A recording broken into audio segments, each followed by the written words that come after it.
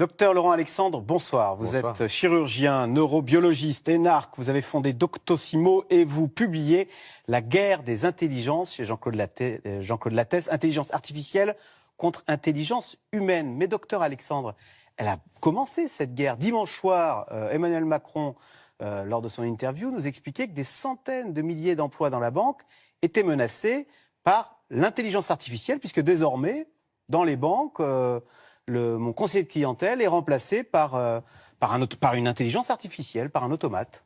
Oui, on a une transformation radicale de l'économie. On l'a déjà eu dans le passé. Il y avait 29 000 porteurs d'eau à Paris et ils ont tous disparu quand l'eau courante est arrivée. Donc ce qu'on va voir dans des métiers comme chauffeur routier, taxi, banquier, comptable, c'est une disparition des emplois. Dans beaucoup d'autres secteurs, les emplois ne vont pas disparaître, ils vont changer. Les travailleurs vont devoir devenir complémentaires de l'intelligence artificielle. Vous dites ça très tranquillement, mais en ce moment, il y a beaucoup de parents qui se disent « Tiens, mon fils va être dentiste, ma fille va être radiologue ». Ce sont des métiers, vous le dites dans le livre, dentiste, radiologue, qui sont en grand danger, en voie de disparition. Alors, orthodontiste, oui, va muter radicalement, mais il faudrait que l'éducation nationale cesse de s'occuper de ces problèmes syndicaux internes et s'occupe un peu du futur. Il faudrait qu'il y ait une cellule de prospective à l'éducation nationale qui réfléchisse à l'avenir des métiers, à l'avenir de l'intelligence artificielle pour orienter nos enfants vers des endroits où ils vont être complémentaires de l'intelligence artificielle, au lieu de les envoyer, comme elle le fait aujourd'hui, vers des endroits où ils vont être laminés par l'intelligence artificielle. Pourquoi l'intelligence artificielle va-t-elle changer le métier d'orthodontiste ou de radiologue? Parce que maintenant, l'intelligence artificielle est capable de faire et de définir le meilleur traitement orthodontique et de faire en impression 3D des empreintes transparentes qui remplacent les bagues, et il n'y a plus besoin pour l'orthodontiste de bosser. Et c'est pareil, l'intelligence artificielle... Et c'est fabriqué en Californie en face de chez Google. Ah oui. Et l'intelligence artificielle, c'est mieux qu'un radiologue, voir les prémices d'un cancer? Oui, et puis ça va être de pire en pire. Mais le radiologue, il va se reconvertir. En revanche, le chauffeur routier, ça va être beaucoup plus compliqué. Alors, on voit bien qui sont les gens menacés.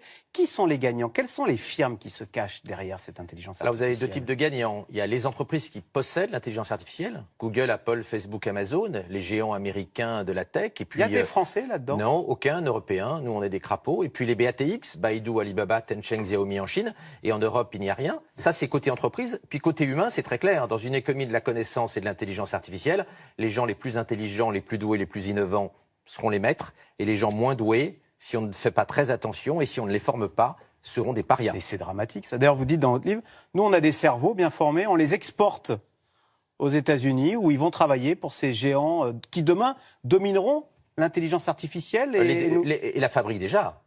C'est Google, Facebook, Amazon et Apple qui fabriquent l'intelligence artificielle. Et ça veut dire quoi concrètement? Alors, ça veut dire qu'ils vont dominer le monde de la médecine et qu'ils seront capables demain, à moi, malade, de me vendre... Si nous ne faisons pas très attention, l'éducation et puis la santé demain seront fabriqués en Californie, seront made in California. Parce que l'intelligence artificielle va être indispensable pour personnaliser la médecine et personnaliser l'éducation. C'est-à-dire pour savoir comment, pour un enfant donné, il va le mieux apprendre. C'est l'intelligence artificielle qui le fera. Et si en Europe, nous ne développons pas tel besoin, ADN, et donc il faut qu'il a telle structure de raisonnement, et c'est comme ça qu'il faut lui apprendre. Et quelles conséquences, si nous passons à côté de tout ça? Nous serons une nation sous-développée. Vous savez, la Grèce était le centre du monde il y a 2000 ans et elle est devenue un pays sous-développé. L'Espagne était le centre du monde, elle est devenue un pays beaucoup moins développé. Ce ne sera pas la première fois qu'un continent, qu'une zone géographique manque une révolution technologique. Si nous passons notre temps à geindre et que nous ne bossons pas, il est certain que nous serons vassalisés par les géants du numérique chinois et californiens. Alors, est-ce que, à l'inverse, les géants de l'intelligence artificielle peuvent à terme prendre, comme dans les films de science-fiction, prendre le contrôle des humains? Parce que vous dites, à un moment, ça va s'emballer là. C'est-à-dire que maintenant, l'intelligence artificielle, elle est capable de s'auto-alimenter. Il y a des gens très pessimistes. Moi, je ne suis pas pessimiste. Il y a des gens très pessimistes. Par exemple, Elon Musk, le fondateur des automobiles Tesla, pense que l'intelligence artificielle peut devenir hostile entre 2030 et 2040. Moi, personnellement, je n'y crois pas une seconde. J'exclus que l'intelligence artificielle cherche à exterminer l'humanité avant 2050. De toute façon, on peut toujours débrancher une machine.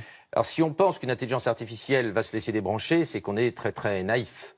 Pourquoi? Non, bien évidemment, parce qu'elle raisonne plus vite que nous, elle raisonne à la vitesse de la lumière. C'est-à-dire que le temps que nous débranchions, il y a longtemps qu'elle aura débranché le bouton stop. Et puis l'intelligence artificielle, elle est elle se loge dans tous les ordinateurs. Bien sûr, elle est présente dans le cloud, partout. comme on dit dans le nuage. Bien sûr, elle est présente, elle serait partout dans le... Mais moi, je ne crois pas à une intelligence artificielle hostile à court terme. En revanche, je pense qu'il y a un vrai problème social et éducatif. C'est-à-dire qu'il faut qu'on forme nos enfants à résister à la révolution de l'intelligence artificielle. Or, aujourd'hui, l'éducation est à côté de la plaque. Alors, c'est-à-dire alors ? Eh bien, il faut cesser de former des gens à des métiers qui vont disparaître. On forme encore des camionneurs, on forme encore des comptables, on forme des tas de gamins à des métiers qui ne tiendront pas face à l'intelligence artificielle. Il faut remettre des humanités, l'esprit multidisciplinaire, l'esprit critique. C'est ça qui va permettre aux enfants de se défendre face à l'intelligence artificielle. Pas du tout d'être technicien. Sur tous les métiers techniques, l'intelligence artificielle va faire 1000 fois, 1 million, 1 milliard de fois mieux que nos enfants. Il faut développer l'esprit critique, faire lire nos enfants, leur apprendre la philo, l'histoire. L'esprit critique est fondamental. Et si j'avais un seul conseil à donner aux parents, c'est faites lire 3 livres par semaine à vos enfants. C'est la meilleure protection contre l'intelligence artificielle. Mais c'est très contre-intuitif, ça. On se dit, le 21e siècle est numérique, est digital, alors il faut aller dans ces métiers-là, il faut apprendre à coder, etc. Et vous nous dites pas du tout.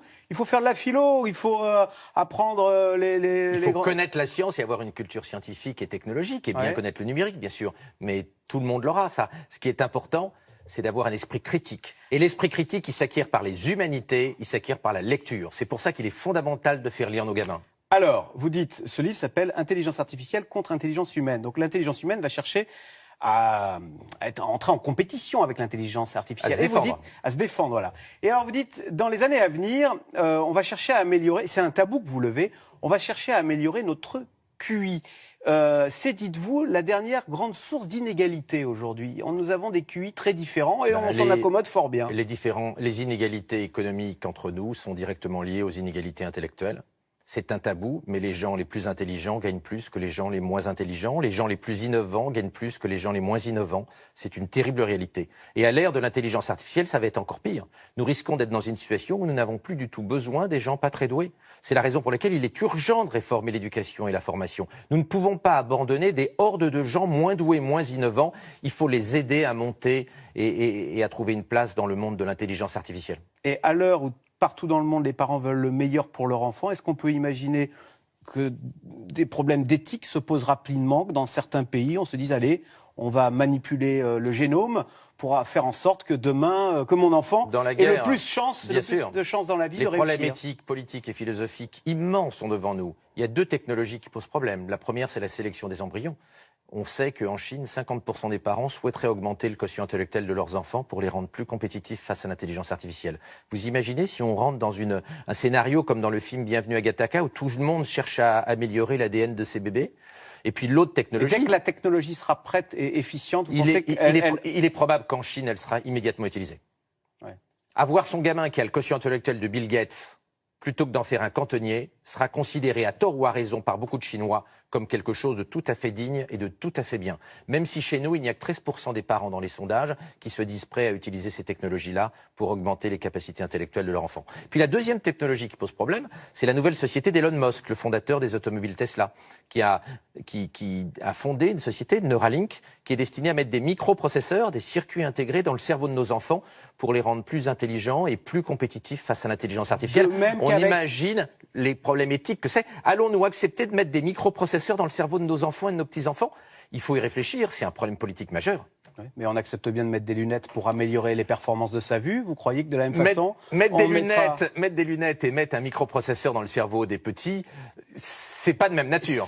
C'est un monde terrifiant que vous nous décrivez. Et pourtant, vous nous dites, on y va tout droit. Regardez, là, on vient d'implanter le premier cœur artificiel à l'hôpital Georges Pompidou. Un cœur! Eh ben, tout le monde trouve ça très bien et allons-y. Donc, on va vers le transhumanisme. Il y a une immense majorité des gens qui sont finalement transhumanistes et qui souhaitent qu'on ait le plus de technologie possible pour être le plus intelligent possible, moins vieillir, moins souffrir, moins mourir. Mais il y a une petite minorité de gens, notamment parmi les croyants, qui pensent qu'il faut arrêter ce toboggan technologique fou et qui veulent revenir à plus de sagesse, qui veulent qu'on arrête de courir toujours après la technologie. D'ailleurs, parmi ces conservateurs, certains se verraient bien débrancher l'intelligence artificielle, mais si nous ne le faisons qu'en France et en Europe, pendant que la Chine et la Californie galopent, nous deviendrons une colonie numérique des nouveaux maîtres de l'intelligence artificielle. Voilà, c'est passionnant, fascinant, un peu effrayant par moments. Merci beaucoup, docteur Laurent Alexandre. Donc, je rappelle votre livre, La guerre des intelligences, c'est chez Lattès. Merci. Merci. Vous restez avec nous tout de suite, c'est dans l'air.